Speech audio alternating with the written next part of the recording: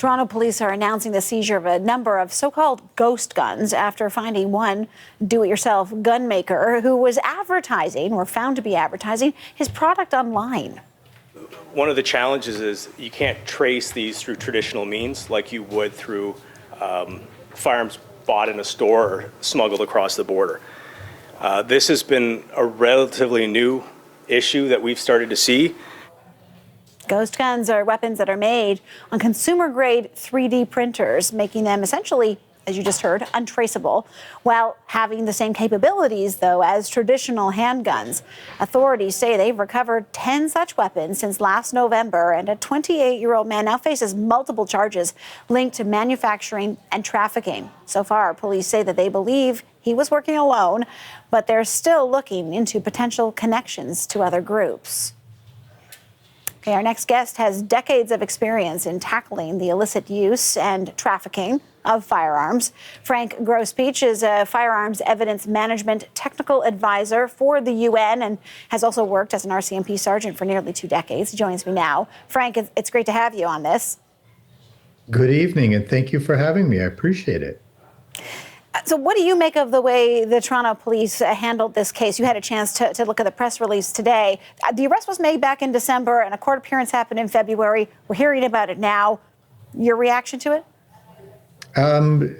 Of course, because it's Canadian involved, it sits me back in my seat a little bit.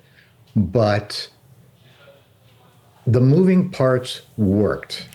Because as per the media release and subsequent articles, we saw that information was noted by the RCMP. They got in touch with Toronto, and then Toronto acted on that. Toronto Police Service acted on that information. Subsequently, ran their project and determined that the individual was. He trafficked a handgun, and that handgun had been 3D fabricated. They had responded to another complaint regarding shots fired.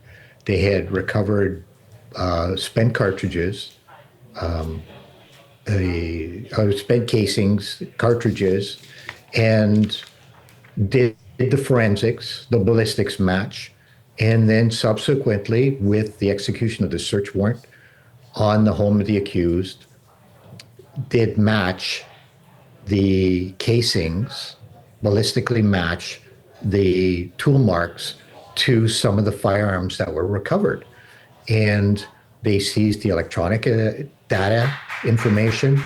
They go into the background of that. They seized the printer. They're looking at the programming. All the work that they did is exactly the way it's supposed to work. I always refer to it, and for when I teach around the globe, is follow the signal. And that is exactly what they've done. It's interesting to hear you go through the steps that they did so methodically, and I'm guessing the reason that would be necessary in terms of trying to trace one of these weapons is because they are so, we hear untraceable because it's made on a 3D printer. And when they did execute that search warrant, having read that press release, they found, the multiple pieces that were perhaps being sold, it sounded to me like, separately, so it could be purchased and then assembled, maybe to the point of being even less traceable. Am I right?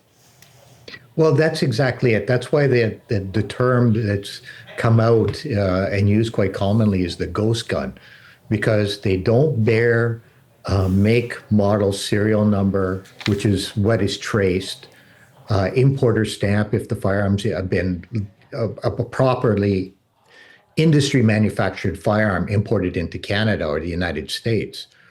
So the tracing that is done, it has to be ballistically. And to do that, not only do you need to recover casings, but you also have to have the firearm to do the testing to match that up. Yeah, no, it's certainly sounds like a challenge, both from what I was reading and from the way you're putting this. an interesting thing here in this press release, I think, is that the suspect's facing a charge. It's a new offense under Canadian law, Yes. Possession of computer data for the purpose of manufacturing and trafficking firearms. So if you have a 3D printer, if you're familiar with this, you know that you have to get the data in order to put it in the 3D printer, and then so now just even being in possession of that data is an offense. What do you make of that, and what are your thoughts on that charge? It's the possession of the data for the purpose of manufacturing or trafficking. So the question that comes up, and it'll be eventually we figure this will come up in court, is if a person has the data, but they're not manufacturing for the purpose of trafficking. There's a little bit of a spot there, but it does come down to, in this instance, the accused was downloading the information for the purpose of manufacturing and trafficking, it's a double hit. And we have to remember, in Canada, we've not only dealt with 3D printed firearms, but I got brought into the world because of CNC, the metal milling side of that. And that's also addressed in section 102.1 brackets 1 of the criminal code of the new offense. So everybody's so locked in on the 3D printing, but we also have to remember there's also CNC metal milling going on.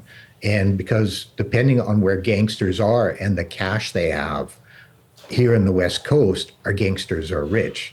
They're willing to pay that extra for those guns. But then Polymer 80 came out, then we had COVID, and it changed the dynamics with regard to the self-fabrication world. And it's ever evolving because we're now seeing the metal milling machines get cheaper, where there are already some on the market, but they're even going to get more available. And that also is going to be a concern for law enforcement. Yeah. Well, I mean, an important discussion, and to the point of getting cheaper. I mean, 3D printers are now, they're now everywhere as well. And so a conversation, thank you very much for having it with us, an important one to have. That's Frank Grosspietsch. Appreciate it. Thank you. Have a wonderful evening.